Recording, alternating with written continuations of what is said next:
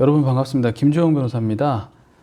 카메라 등 이용 촬영죄 피해자가 되신 분들이 꽤 많거든요. 그래서 오늘은 나의 나체 모습이나 어떤 은밀한 부위들을 누군가가 불법 촬영해서 공유하거나 했을 때 해당 고소장을 어떻게 쓰는지 직접 보면서 좀 설명을 드리려고 합니다. 고소장 양식은요, 검찰청에 들어가시면 쉽게 찾으실 수가 있고요. 아니면은 저희 사무실 홈페이지에 오셔도 제가 올려놨으니까 참고하시면 될 것 같습니다. 여기 보면 안내가 친절하게 나와 있습니다. 고소장 기재사항 중 별표 표시된 항목은 반드시 기재하여야 합니다 라고 되어 있거든요. 첫 번째로는 고소인, 이 피해를 당하신 분이 고소인이 되는 건데 김어굴 씨라고 가명입니다. 가명으로 피해자를 김어굴로 해봤고요. 주민등록번호 쓰시고, 그리고 이제 주소지를 정확하게 쓰시고요. 직업은 회사원이다. 그리고 전화번호는 010-1234-5678, 이것도 가상의 번호입니다. 이렇게 쓰신 다음에 밑에 한번 보면은 고소인이 법인이면 단체명, 대표자, 법인 등록번호 쓰세요 이렇게 되어 있고요. 미성년자면 법정 대리인이 고소하니까 이때는 법정 대리인과의 관계 등을 쓰십시오 라고 되어 있습니다. 해당 사항이 있으신 분들은 이걸 보고 그렇게 쓰시면 되겠죠. 자, 피고소인은 뭐 악한 사람이라고 해서 이 악인이라고 이제 가명을 한번 만들어 봤습니다. 이름을 확실하게, 자, 이런 사람은 없겠죠. 네 글자 이름, 이 약한 사람. 자, 피고소인을 이렇게 바꿔보겠습니다. 이렇게 바꾸고, 주소를 몰라요, 내가. 그러니까 주소 불명이라고 쓰시거나, 혹은 뭐 개인이 내시는 거니까 그냥 모름이라고 쓰셔도 돼요. 여기 꼭 전문가처럼 안 해도 되니까요. 모름 쓰시고, 직업도 잘 모르겠다 그러면 모름 쓰시면 되고요. 전화번호를 역시 이제 가상의 전화번호입니다. 010-2345-6789 이렇게 하고요.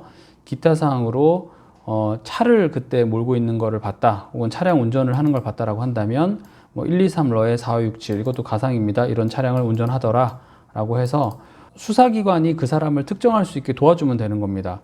기타 다른 방법으로 이 사람을 특정할 방법이 있으면 최대한 특정할 수 있도록 도와주면 되는 겁니다. 자, 그 다음에 고소 취지.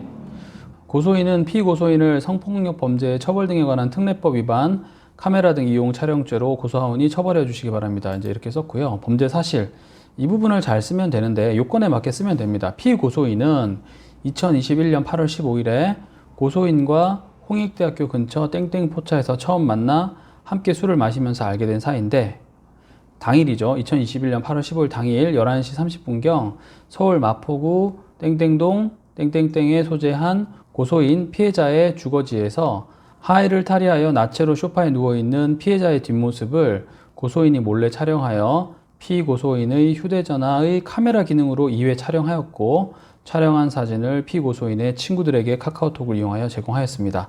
이게 이제 범죄 사실이라는 거죠.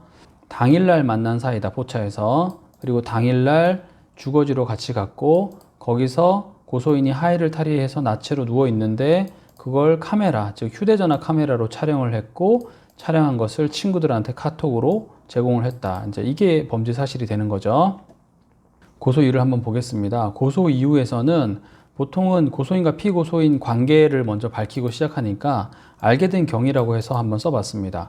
고소인은 2021년 8월 15일 저녁 홍익대학교 근처 땡땡 포차에서 친구 한 명, 이름은 이제 나 친구, 연락처도 밝혀주고요, 만나서 술을 마시고 있었습니다. 그런데 피고소인이 자신도 친구 한 명과 둘이서 술을 마시고 있는데 합석하여 함께 술을 마시자고 제안하였고, 고소인과 친구가 이에 응하여 함께 술을 마시면서 알게 되었습니다.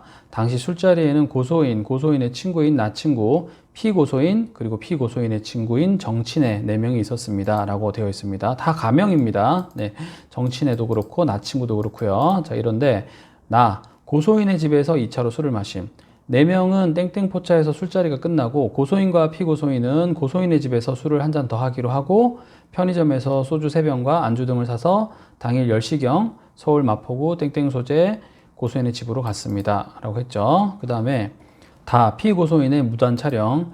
고소인과 피고소인은 술을 더 마시다가 당일 성관계를 하게 되었고, 성관계가 끝나고 고소인이 하의를 탈의하여 나체로 소파에 엎드려 있었는데, 피고소인은 고소인의 동의도 얻지 않고 11시 30분경 고소인의 뒷모습을 휴대전화 카메라 기능으로 촬영하였고, 촬영한 사진을 친구 정친애에게 카카오톡으로 제공하였습니다 라고 썼습니다. 그럼 어떻게 알게 됐는가?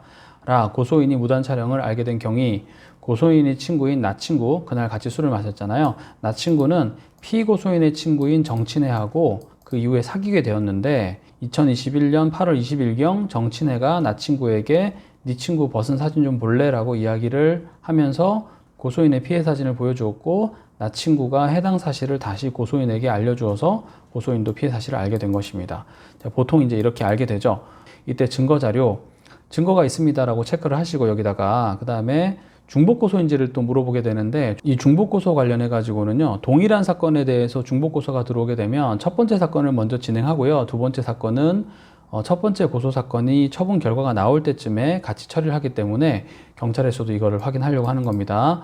그 다음에 관련 형사사건 수사 유무 아니면 아니라고 체크를 하고요. 3번 관련 민사소송 유무, 이것도 중요합니다. 민사소송으로 이미 해결하는구나 라고 생각이 되면 형사사건에서 그렇게 적극적으로 하지 않는 경우가 있거든요. 그러니까 이 부분은 민사소송을 할지 아니면 형사소송을 할지 아니면 동시에 진행을 해야 될지에 대해서는요, 조금 면밀하게 파악해 보시고 나서 의사결정을 하고 진행하시는 게 필요할 것 같아요.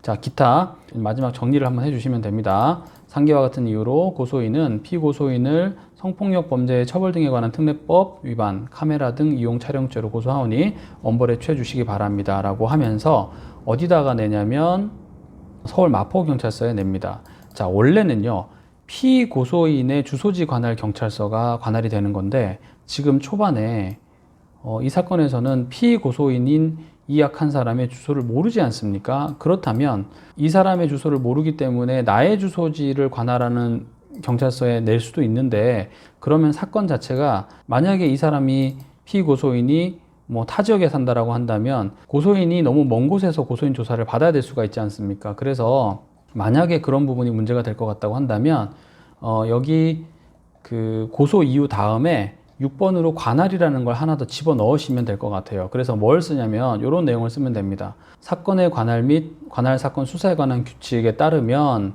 다음과 같이 정하고 있다. 사건의 관할은 범죄지, 피의자의 주소, 거소 또는 현재지를 관할하는 경찰서를 기준으로 한다 되어 있으니까, 이 사건 범죄는 고소인의 주소지인 서울 마포구 땡땡동에서 이루어졌는 바 마포구를 관할하는 서울 마포경찰서에 범죄지 관할이 인정됩니다 라고 한 줄을 더 넣어서 쓰게 되면 관할이 없다라고 하면서 다른 쪽으로 보내버리거나 하는 일을 막을 수가 있으니까, 만약에 관할 관련해서 문제가 될 것 같다고 한다면 범죄지 관할이 인정된다라는 점을 요 문구를 통해서 한 번 더 확인해 주시고 최종 제출하시면 되지 않을까 싶습니다. 자, 그리고 나서 인적 증거로는 나 친구, 이제 내 친구인 이 나 친구가 정친애로부터 그 사실을 알게 돼서 나한테 알려줬지 않습니까? 그러면 확인해 보시라고 하면서 나 친구와 전화번호를 적으면 될 것이고, 그 다음에 증거물 같은 경우에는 이 나 친구라는 사람이 그 정친애한테 부탁을 해가지고 네가 받은 사진 좀 나한테 넘겨줘 라고 해서 그 증거를 확보를 했다고 한다면 그 증거 사진 자체를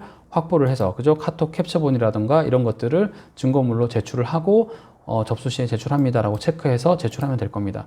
기타 증거도 만약에 가지고 있다면은 여기 작성을 해 가지고 이제 경찰서에 제출을 하면 될 겁니다. 자, 그러면 경찰서에 제출할 때 여러 가지 이제 상황이 발생할 수가 있는데, 실제로 이 고소장을 내고 나면 이 김옥을 씨가 상당히 심리적으로 힘들어한다 그러면 해바라기 센터를 통해서 심리 상담도 진행이 될 것이고, 또 여러 번 반복해서 진술하지 않을 수 있도록 영상으로 또 기록을 남기기도 해줄 것이고 많은 편의를 봐줄 겁니다. 그리고 이때 피해자 국선 변호사님도 붙여줄 텐데, 문제는 이 피해자 국선 변호사님들이 그렇게 많은 보수를 받고 일하는 게 아닙니다. 그렇기 때문에 피해자 국선들도 이 일종의 봉사 차원에서 일을 하는 것이기 때문에 김옥을 씨 입장에서는 충분하지 않다라고 생각할 수가 있습니다.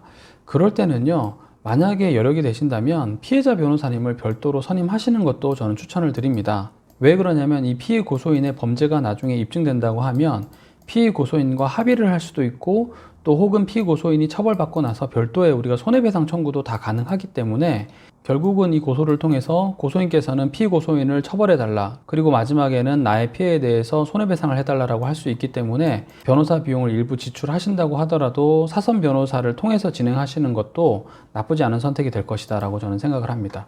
오늘은 카메라 등 이용 촬영 관련해서 고소장을 어떻게 쓰면 되는지를 보여드렸습니다. 이런 피해를 실제로 입으신 분이 있고 이 고소장 샘플만으로는 혼자 어떻게 해나가야 될지 걱정된다라고 하시는 분들은 언제든지 저희 사무실로 상담 문의를 남겨주시기 바랍니다. 오늘 영상도 도움이 되셨다면 좋아요와 구독을 부탁드립니다. 저는 김주영 변호사였습니다. 감사합니다.